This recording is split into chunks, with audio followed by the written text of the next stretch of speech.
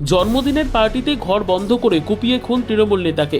খুনের অভিযোগ উঠেছে এক জমি মাফিয়া তথা তৃণমূল নেতার বিরুদ্ধে। মাইনুল শেখ সহ বেশ কয়েকজনের বিরুদ্ধে অভিযুক্ত তৃণমূল নেতা মাইনুল শেখ কাজীগ্রাম গ্রাম পঞ্চায়েতের সদস্য। এই গ্রাম পঞ্চায়েত সদস্য গত পঞ্চায়েত নির্বাচনে কংগ্রেসের হয়ে ভোটে জিতলেও পরবর্তীতে জেলা সভাপতি আব্দুর রহিম বক্সির হাত ধরে তৃণমূল কংগ্রেসে যোগদান করে। ঘটনা মালদার ইংরেজ বাজারের লক্ষ্মীপুরে।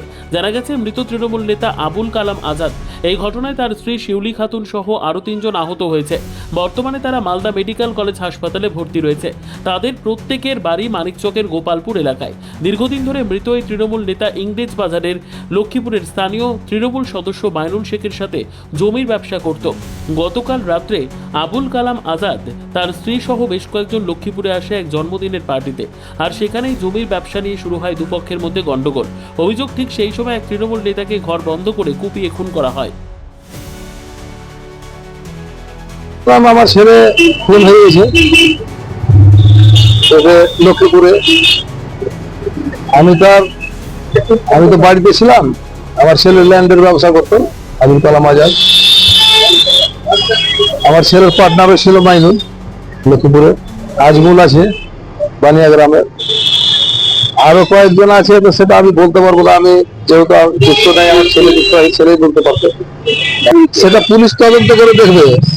বাড়ির লোক বলেছে, যে বাড়িতে ঘটনা সেই বাড়ির লোক বলেছে মাইনুল এবং মাইনুলের ছেলে নেতৃত্ব দিয়ে লড়াই মারার করে পিটিয়ে। হ্যাঁ, টাকা পয়সা হলে হতে পারে। জমি নিয়ে একটা গন্ডগোল আছে, ওটা পুলিশের সামনেও বলেছে। মাইনুল কালাম 9 বিঘা জমি আমার বিক্রি করে দিয়েছে। তো ওটা অ্যাকচুয়ালি আমার ছেলে ওই জমি বিক্রি করে দিই, ও পেপারস বলে জমি কিনে আর বিক্রি করে। হ্যাঁ, ওইটা ম্যাটার না, টিএমসি করে।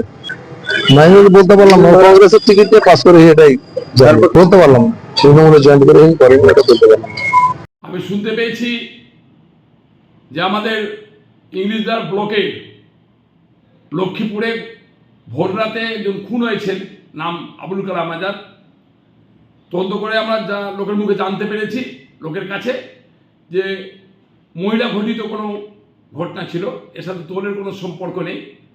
দলের সাথে কোনোভাবে দলের কেউ জড়িত আছে কিনা আমরা জানি, পুলিশ তদন্ত করবে। কিন্তু যারা এই খুনের সাথে যুক্ত আছেন, আমি পুলিশ প্রশাসনের কাছে আবেদন করব, তদন্ত করুন, তদন্ত করে তাদেরকে গ্রেপ্তার করুন আর দৃষ্টান্তমূলক শাস্তির ব্যবস্থা করুন। যারা এই ধরনের কাজের সাথে যুক্ত থাকে তারা দলের কর্মী হতে পারে না, দলের নেতাকর্মী হতে পারে না। তার বিরুদ্ধে ব্যবস্থা গ্রহণ করা হোক, এই আবেদন আমার পুলিশ প্রশাসনের কাছে থাকবে। পশ্চিমবঙ্গে তৃণমূল দলটা সমস্ত জায়গায় এরা ক্রিমিনাল, মাটির দালাল, সমস্তকে নিজেদের দলে নিয়েছে। এর ফলে যেটা দেখা যাচ্ছে, এদের মধ্যে এই মাটির ব্যবসাকে কেন্দ্র করে বড় মুনাফা, তার ভাগাভাগিকে কেন্দ্র করে এদের মধ্যে গণ্ডগোল বাড়ছে। এবং যে খুন করেছে সে তৃণমূলের গ্রাম পঞ্চায়েতের সদস্য, যাকে মারা হয়েছে সেও তৃণমূলের সদস্য, অ্যাক্টিভ সদস্য। স্বাভাবিকভাবেই এটা গোষ্ঠীদ্বন্দ্ব যেমন, তেমন এটা কিন্তু যে ইললিগাল যে ব্যবসা তৃণমূল করছে, বা তৃণমূলের দলের সঙ্গে যারা যুক্ত তারা যেভাবে অ্যাক্টিভভাবে এই সমস্ত ইললিগাল ব্যবসা করছে, জমি জায়গার ব্যবসাগুলো, তাদের সেই মুনাফার লাভের ভাগাভাগির গণ্ডগোল থেকে এই ঘটনা ঘটেছে। ব্যুরো রিপোর্ট, উত্তর বাংলা সংবাদ।